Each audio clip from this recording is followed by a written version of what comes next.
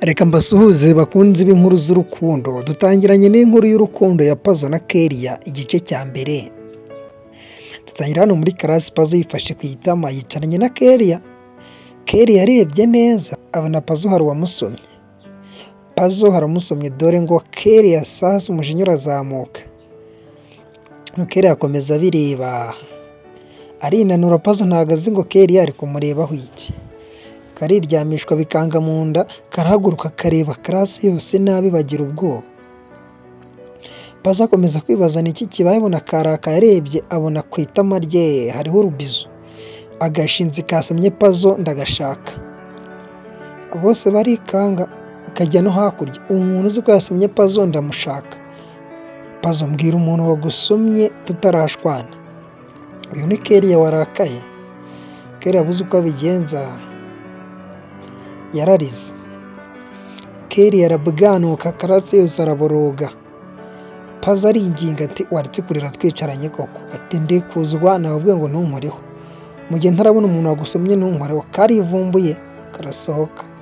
Nababwiye ngo ndikuzwa mu gihe ntarabona umuntu wagusomye ntunkoreho. Kataragenda haje mushuti wa Pazo Bogari azana telefone agira ibyo abereka hano. Karebye kagwa mu kantu kabona niko kasomye Pazo ariko kabyibagiwe. Dore ngo isoni zirakica.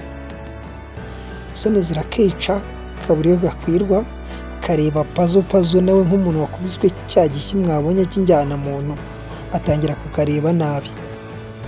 Pazo nawe hano yarakaye yaragacekanye ko muvuga ko babarusha ubwenge, dore karamubwiyaguye Pazo nabirenze. Kana nagashyi k'urukundo burana gukubitaga. Bogara ati ceceka urushyi wakubise kuriya tukagira ngo nirwo ndakubita inkikarira. Uvuga ngo nagashyi k'urukundo.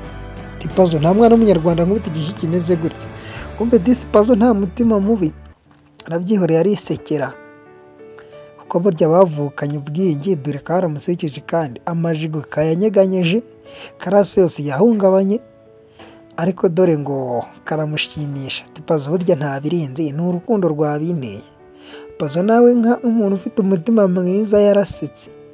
Babwira ko utuntu dukora mu gihe kujya mubona umunsi ku munsi tw'abatini abana b'imyaka 10 n'ingahe mu maklasi mutegereze part 2.